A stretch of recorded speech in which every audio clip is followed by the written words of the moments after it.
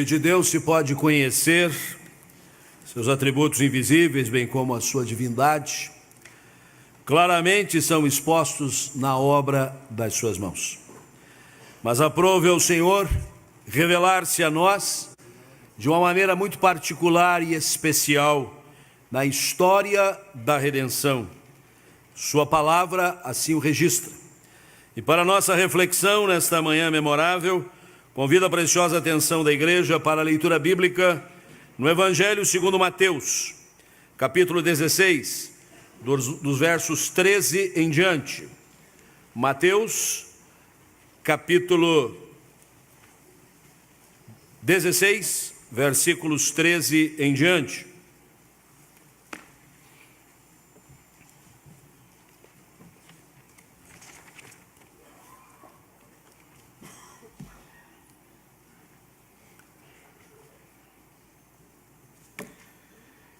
Indo Jesus para as bandas de Cesareia de Filipe, perguntou a seus discípulos: quem diz o povo ser o Filho do Homem?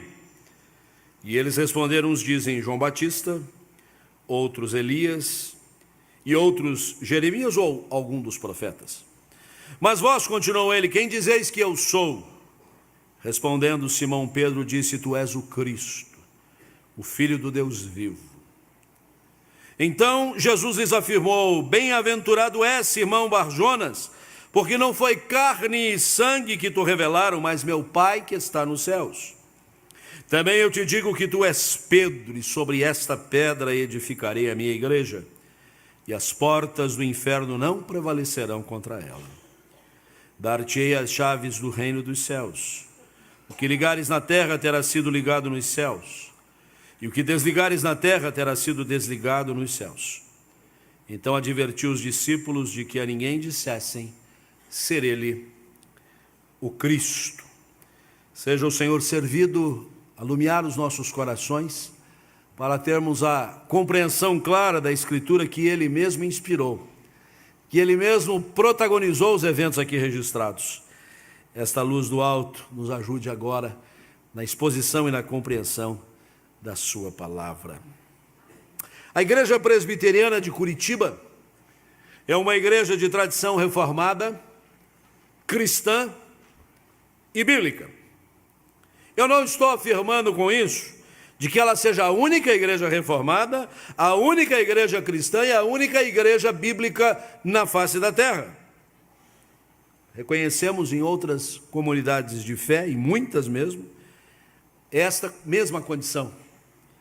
Mas efetivamente em nada nós ficamos devendo nestes quesitos dentro de um cenário mais próximo ou mesmo remoto e de caráter mundial e histórico, aquilo que são pilares da nossa existência, da nossa razão de ser. Quando evocamos o evento da Reforma, comemorado ainda no ano passado, seus 500 anos, e o fizemos de uma maneira muito ampla em nossa cidade, em nosso país, nós queremos nos reportar exatamente daquele retorno às bases, aquela volta aos princípios, aquele recomeço, porque por séculos a fio a igreja foi se distanciando da sua base, da sua essência. Quando nos referimos ao fato da igreja presbiteriana ser uma igreja cristã, nós estamos nos referindo à centralidade de Cristo em nossa fé. É para Ele que tudo converge, é dele, a partir dele, que tudo mais tem sentido. Ele é o elemento hermenêutico das Escrituras. É a partir dele que nós compreendemos o Antigo Testamento e vemos razão no Novo Testamento. Ele realmente é Senhor da igreja. Ele é o edificador da igreja. E quando falamos que a Igreja Presbiteriana de Curitiba é uma igreja bíblica, nós estamos aqui querendo enfatizar exatamente isso, nosso apego à palavra de Deus. Desde o início do nosso culto, é a palavra que tem nos orientado. Não apenas nas leituras, algo tão óbvio, mas nos louvores, na adoração, na súplica, na participação de todos. Neste momento, efetivamente, nós temos um apego à palavra, considerando-a nossa única regra de fé e prática. Quero retornar ao texto bíblico, conhecido de todos, uma narrativa muito rica. Já fazia um tempo que os discípulos caminhavam com Jesus, foram chamados daqui e dali de acolá, gente simples, alguns já até com certa graduação, como um funcionário da Receita, um coletor de impostos, e nesta caminhada com Jesus, aparentemente eles ainda não conheciam plenamente Jesus. De fato, não conheciam ainda. Foi necessário Cristo sofrer, morrer e ressuscitar para que as escamas dos seus olhos caíssem. Por isso Jesus fez uma pesquisa de opinião pública e disse: o que o povo está falando a meu respeito? E é interessante que as respostas aqui colocadas não estão dizendo que é João Batista, que era primo de Jesus de sangue, Elias e Jeremias, profetas muito conhecidos do Antigo Testamento, mas qualquer um dos profetas. Então o rol era muito grande. Nesta viagem para os lados de Cesareia de Filipe, houve oportunidade não apenas de fazer esta enquete, mas de Jesus perguntar aos discípulos: e vocês? Agora é com vocês. A gente sair pelas ruas de Curitiba e dizer quem é Jesus para você, quem é o Deus Trino, Pai, Filho e Espírito Santo, quem é a igreja, as respostas serão as mais variadas, mas nós que estamos por dentro, nós que estamos dentro, nós que temos esse DNA, a gente tem que ter a resposta na ponta da língua. Quase todos os discípulos calaram, mas houve um, sempre com a sua condição avantajada, líder do colégio apostólico, Pedro, que disse: eu vou responder. E a sua resposta não foi uma resposta meramente humana, foi uma revelação de Deus para ele. E ele então disse: tu és o Cristo, o Filho do Deus vivo. Tu és o Cristo, o Filho do Deus vivo. Eu quero, a partir desta resposta do apóstolo Pedro, tentar responder a esta questão que eu já deixo desde o início. Afinal, o que é a igreja?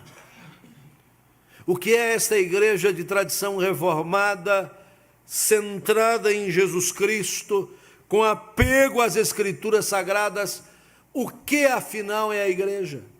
Igreja que se reúne regularmente, que se reúne pontualmente, igreja que está ali e acolá, igreja que se revela na pessoa de cada um dos seus membros. Afinal, o que é a igreja? Eu gostaria de responder à guisa do que o texto bíblico nos narra. E a primeira coisa que nós vamos ter que destacar aqui é que a igreja tem origem divina. A igreja começa no Senhor. A igreja se origina dos altos céus. A resposta de Pedro tomou a todos de máxima surpresa, porque dizer que Jesus era um dos profetas, que Jesus caminhava no modelo daqueles profetas, que Jesus tinha muito a ver com grandes homens do passado é uma coisa, mas declarar que ele é o Cristo, o Filho do Deus vivo, ninguém esperava essa resposta, só por revelação divina mesmo. Pedro, ao dar esta resposta, está dizendo: tu és HaMeshia, tu és o ungido, tu és o enviado, tu és o esperado, tu és o cumprimento da promessa, tu és o cumprimento da nossa esperança, tu és o Filho do Deus vivo. Em outras palavras, tu és Deus também, Deus de Deus, como ensina o nosso catecismo. Deus Todo-Poderoso, Criador do céu e da terra, como teremos oportunidade logo mais na participação da ceia de recitar o credo apostólico, muitas vezes olvidado, mas tão basilar na fé dos cristãos em toda a humanidade.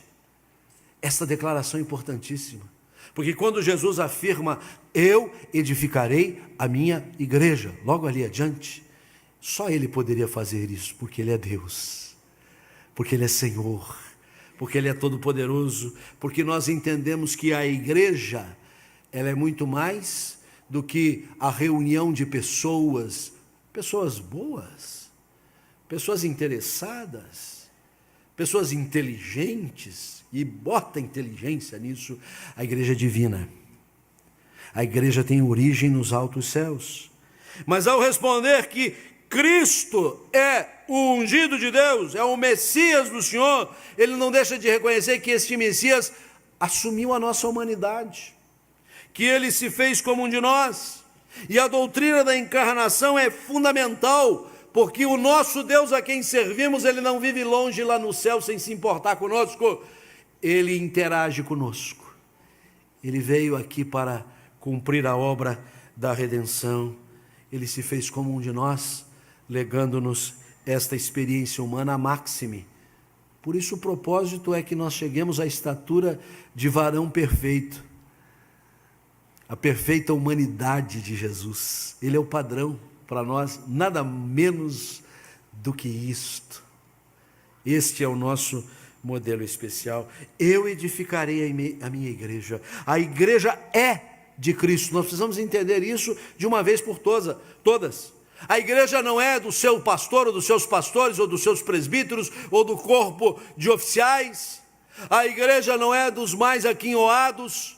A igreja não é de alguém que diz assim: esse cantinho é meu, aqui mando eu, esse espaço fui eu que inventei, ninguém dá as ordens aqui. E em tudo o Senhor Jesus dá as ordens e a voz de comando, e é bom a gente ouvir, porque a igreja é dele.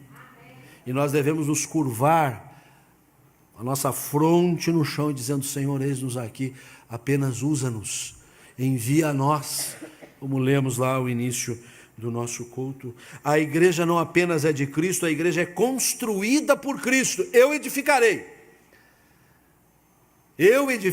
Jesus põe a mão na massa. Jesus não é apenas o Senhor e o dono, e nós dizemos: a igreja é tua, Senhor, como alguém que cruza os braços e diz: ela é minha e eu estou vendo aqui tudo. Não, ele está envolvido, ele está participando, porque é ele quem traz aqueles que vêm agregar-se a nós, como tivemos agora essa recepção aqui. É ele quem conforta, é ele que consola, é ele quem dirige pelo seu Espírito as nossas vidas. E ao afirmar: eu edificarei a minha igreja, o Senhor está dizendo: eu vou mantê-la, eu vou cuidar dela, eu vou tratar dela.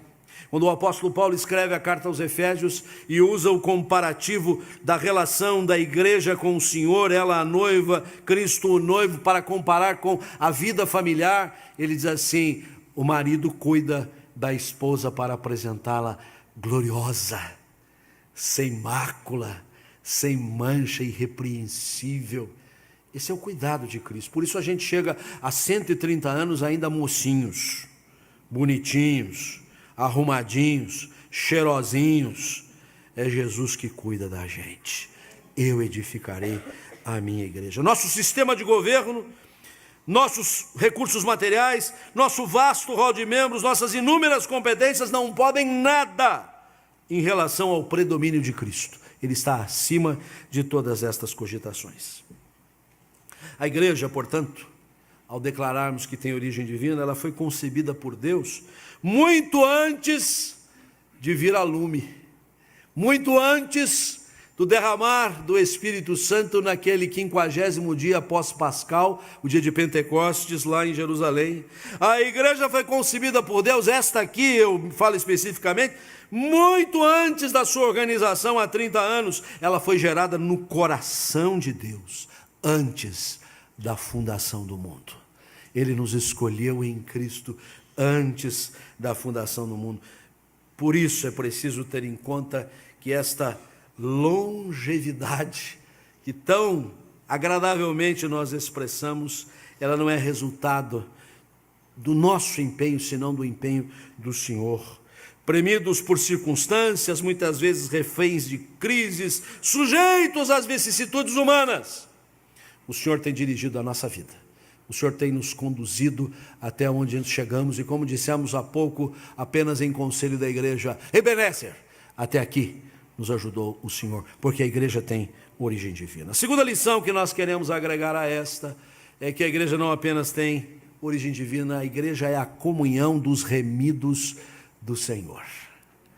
A igreja é a reunião daqueles que foram alcançados pela palavra da sua graça. Há uma declaração intrigante nesse texto, lá no versículo 20, quando nós lemos que Jesus advertiu os discípulos que a ninguém dissesse ser ele o Cristo. É estranho isso, porque, afinal de contas, nós existimos para proclamar que Jesus é o Cristo. Essa é a nossa grande mensagem, esta é a nossa pregação. Mas a razão para isso é melhor esclarecida pela narrativa de Lucas, quando faz referência a esse episódio. Mateus a omitiu, mas nós temos o conjunto das Escrituras para compreender. E Lucas 9, 22, ele diz assim: é necessário que o Filho do Homem sofra muitas coisas, seja rejeitado pelos anciãos, sacerdotes e escribas, seja morto e ao terceiro dia ressuscite. São justamente estes acontecimentos que haveriam de ser anunciados em alto e bom som, mas era preciso aguardá-los. Por isso Jesus disse: ainda não digam que eu sou o Cristo. É dessa forma que devemos ler. Porque é preciso que o Filho do Homem primeiro, sofra muitas coisas, seja rejeitado pelos anciãos, sacerdotes e escribas, seja morto, mas ao terceiro dia ressuscite. Aí vocês vão ter uma mensagem para dizer: este é o Cristo. O que chama a atenção, meus irmãos, é esta expressão do verso 20. Aliás, a declaração de Lucas no versículo 22. É necessário. É necessário que o Cristo, o Filho de Deus, passe por tudo isto. Seria um diletantismo divino? Um capricho dos altos céus? Uma mania de Deus de ter que padecer, sofrer? Uma autocomiseração espiritual do Altíssimo? Com certeza não. Deus não é tangido por estas coisas tão próprias da nossa humanidade caída. A necessidade diz respeito à nossa lamentável condição, que carecia de um Redentor, que precisava de um Salvador, que não podia abrir mão de alguém que viesse como braço salvador. E este não era outro senão o Filho de Deus, o Cristo, o enviado, o esperado, o cumprimento da promessa. Era necessário que alguém assumisse o nosso lugar e nos comprasse por precioso sangue. Dentro de mais alguns instantes, nós estaremos celebrando a ceia do Senhor. E não podemos fazê-lo de maneira inconsciente. Não é um ato mecânico. Não é eu pegar um pedaço de pão, o cálice, degluti-los e dizer é um rito simplesmente. É o memorial da salvação. É a lembrança da obra redentora. É para onde somos conduzidos para entender que somos a comunhão dos remidos do Senhor. Estávamos perdidos, estávamos em densas trevas, nossa vida não tinha sentido, nossa existência passaria em brancas nuvens, mas aprove ao Senhor mandar o Salvador, enviar o Redentor, aquele que por intermédio do seu sangue derramado na cruz do Calvário, nos purifica de todos os nossos pecados. Porque é importante lembrar, a igreja não é a instituição dos bons, dos corretos, dos sábios. Não. A igreja é resultado da obra de salvação que Cristo exerceu na vida dos homens, limpando-os de seus pecados, lavando-nos de nossas iniquidades, dando-nos um novo coração, fazendo-nos novas criaturas em Cristo Jesus. Mas é importante nunca esquecermos de onde fomos tirados, de onde o Senhor nos alçou, nos içou, qual era a nossa condição, e por isso sempre é importante ter em vista: fomos remidos, fomos redimidos, fomos perdoados, fomos comprados por altíssimo preço. Nunca olvidemos disso. A igreja tem origem divina. A igreja é a comunhão dos remidos do Senhor. Mas por fim eu quero afirmar, a igreja tem uma missão intransferível. Não era para anunciar ainda, como Jesus disse no versículo 20 de Mateus 16. E Lucas nos esclarece o porquê. Agora já é. aliás, de muito tempo é preciso anunciar. E não fazê-lo de modo tímido, reticente, encabulado, medroso, assustado, assombrado, de maneira nenhuma. Fomos convocados para exercer esta missão com coragem, determinação, envolvimento, responsabilidade, compromisso, que envolve a nossa vida como um todo, não apenas uma parcela do nosso tempo dominical. Fomos constituídos todos em missionários do Senhor. Se este ou aquele recebe esse título por razão muito específica, isso não tira de nós todos, que podemos ostentar títulos acadêmicos, competências de outras ordens, todos somos missionários, indistintamente.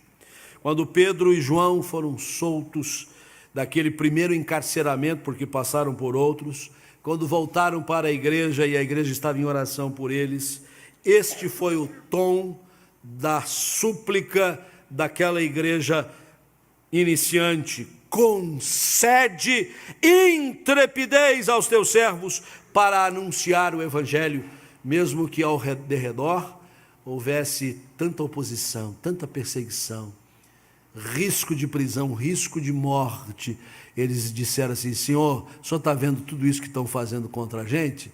Talvez hoje muitos iriam orar assim: Senhor, não deixa eles mexerem com a gente, Senhor, protege-nos de tudo, meio assim, tremendo, claudicantes. Aqueles primeiros cristãos são um exemplo para nós. Olha o que eles estão fazendo conosco, Senhor, e concede intrepidez, para que nós possamos anunciar o evangelho. Escrevendo sua epístola a Timóteo, na primeira carta, o apóstolo Paulo chama a atenção daquele seu pupilo que talvez estivesse passando por um tempo de certa crise ministerial, ainda jovem que era, e dizia assim: Deus não nos deu o espírito de covardia, Deus nos deu o espírito de ousadia. É preciso ousar, e é o que nós temos feito nesses 130 anos. Quando a gente pensa que uma novel comunidade que se iniciou por volta de 1884, não era igreja organizada, usava salões alugados aqui na rua de trás, que hoje se chama Emiliano Perneta, mas naquele tempo se chamava Rua Aquidaban. E então, em 1888, a igreja já tinha condições de se organizar, mas ainda era naquele endereço, e alguns disseram assim: a gente precisa ter uma sede própria. E com um grupo de apenas umas 60 pessoas, conseguiu construir esse magistral templo que está aí na frente e que foi inaugurado em fins de 1895.